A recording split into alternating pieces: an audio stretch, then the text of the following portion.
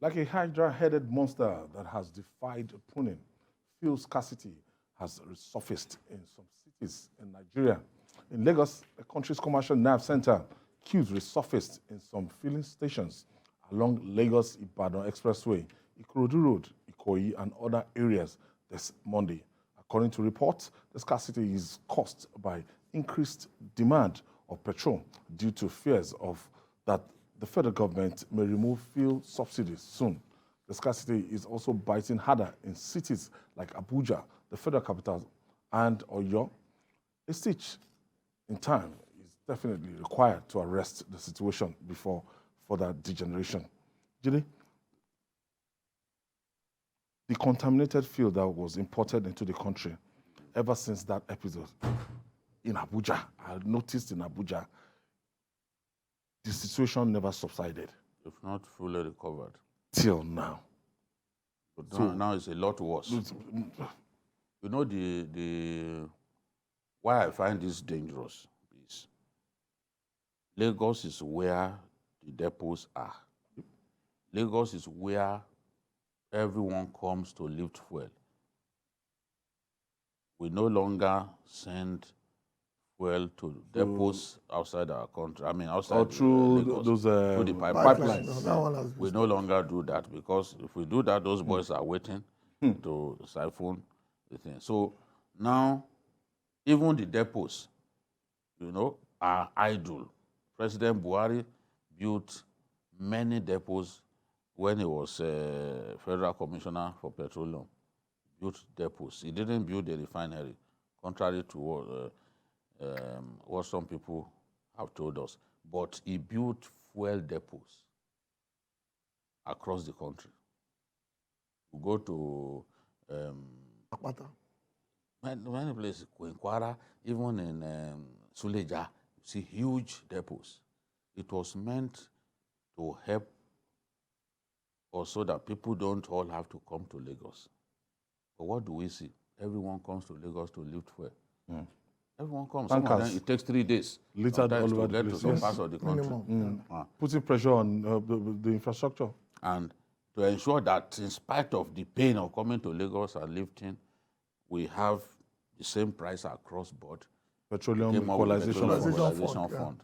They are complaining now that the tanker drivers are complaining now that they've not been paid. They were even threatening strike. Yeah. No, that's That's a what separate issue. That's what they said. Now, when you have this situation, it's sometimes best to listen to the oil workers, the tanker drivers, the fuel marketers, rather than government. Government will tell you that, no, the situation is under control. We know how many times they told us the situation was under control after that contaminated fuel saga. Yeah, and it was not under control. It took several We weeks. know how they kept lying to us about the real problem in 2017 before that town hall meeting. Was it town hall? On just that a public hearing where the marketer said, see, from this particular month of the year, supply had been tapered down. We then realized that because marketers were being owed, many of them who had taken a loan from banks, they were then reluctant to go and bring, and the NNPC could not do it alone, so it affected supply. That was the cause of the scarcity at that time. Where I'm going is, what are the marketers saying now? They are telling us that supply has gone down in the last few days, yes. Now, where they cannot invent petrol, it is what is supplied to them that they will push to you and I. From NNPC. Yes. So the major importer. The major importer, they still, thank God we now know. In the past, they told us that they were the only ones doing it. But when that scandal happened, you and I they now started mentioning names. That they were not doing it alone. I was telling someone that I know a big marketer from northern Nigeria who had been importing. Despite the lies that, oh, they are now sole importer. They are not sole importer at all. A lot of things in the oil industry, shrouded in mystery Shady. and deceit. Not transparent. So, yes, there's no transparency. Transparency is alien to them in that industry. Now, if the marketers are saying there is a problem of supply, then suggests that we are in trouble. The thing could get worse. The problem had been there in Abuja. We didn't really take notice. But once it comes to Lagos, where the depots are, that means it's no longer a small problem. The situation everywhere. Because the closeness of Lagos to the depots, all those tank farms, Lagos is closer to them. And the fact that even the port, this is where everybody, this is where they bring all the imported this thing. If Lagos experiences, and the biggest supply of petrol in Nigeria is to Lagos, by far the biggest. The Lagos-Ibadan consumption. Yes, the consumption is highest in Lagos, so Lagos usually gets the highest volume supplied. Now, if Lagos is experiencing shortfall, yes, it means that it's not a small problem. Remember, even when Lagos had fully recovered from the contaminated fuel, others were still suffering. So if Lagos too is facing scarcity now, as we are beginning to see, then it means that this is a national problem again. the peculiarity in Lagos is, it will ground traffic. Anytime you want to move, like if I want to go to Ikeja now, I can check the minutes or the hours it will take me from Google Maps to here. And the red line that I will see all through filling stations. And it's making life difficult in Lagos. Most of them are even closed, which makes it worse. I think originally the point was that because a lot of people the ones I passed today along Ikeja, they were selling. But a lot of people bought fuel yesterday, even on Saturday. I was in Ibadan yesterday, and there was fuel at the toll gate coming to Lagos. So it was surprising this morning when people start telling me that there are no fuel anywhere. Number one, like Gide said, we are in a lot of problems. The Lagos-Ibadan axis, according to them, consumes about 65% of whatever is produced or brought in to Nigeria. That's the hub of consumption. Petroleum in Nigeria. That's Lagos. That used to population, number of cars, number of industries, generators, number of industry. So that's the filling station. That's the hub of consumption. And normally they try as much as possible to protect that particular axis.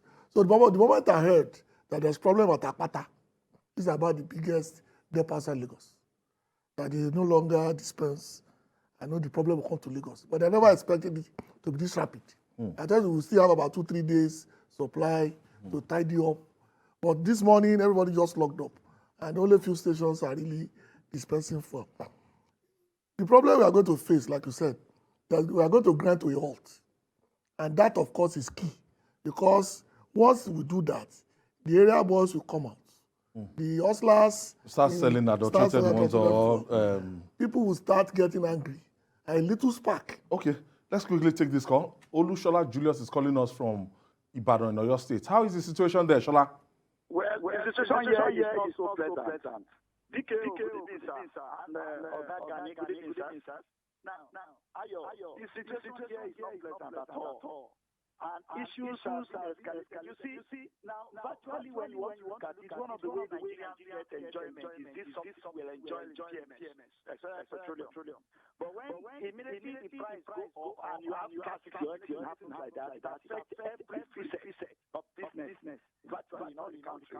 So to me, Oyo State capital is not conducive, it's not good. Why? Because, from somewhere to somewhere in Ibadan, you have transport of 50 naira, 100 naira. Could barely hear what Olushola said, his contribution, but I think he said the situation is not better. And if it's this bad in Lagos, it will. Ibadan can't be. It can't be any better. As Lagos is a signal. Okay, Jide, let's look at those that want to make gains of this. When you go to, filling stations that are not in strategic areas, maybe in trunk C roads that DPR cannot easily access. As I'm talking to you, they've adjusted this thing, what do they call They are it? using calculator now. They've adjusted it and their prices, and some are selling 280, some are selling 290, 300, because they know that they are not on the major expressway. Yes. In any case, how many operatives do they even have? Even in the heart of Lagos, how many filling stations can they monitor? The filling stations that we have in Lagos and Ogun State, there are so many. So how many of them can you monitor? How many operatives do you have? That is the problem. That's the problem. So for these guys, it is boom time. Anytime there is scarcity, is boom time. So they want to reap bountifully from it before the situation normalizes. They don't pray that it normalizes so that they can make their money. Look at Abuja. Virtually, I said I was coming from Karu in Abuja, and even women were the ones selling petrol by the roadside. In fact, that was something that I found interesting. The women were the ones selling. I said, Turned us to Republic of Benin. how can women be the ones selling petrol by the roadside? Just a long stretch of road, just women alone. Not men, just women. So when I brought up the matter on social media, people said, that's not the only place. Come to Kaduna, come to this state, come to that. I said, oh, many things that we took for granted that could never happen. In today's world, I mean, given the social problems that we face, those things are now happening. Anybody, even a 70-year-old woman can sell petrol by the roadside now. Yeah. It's that bad.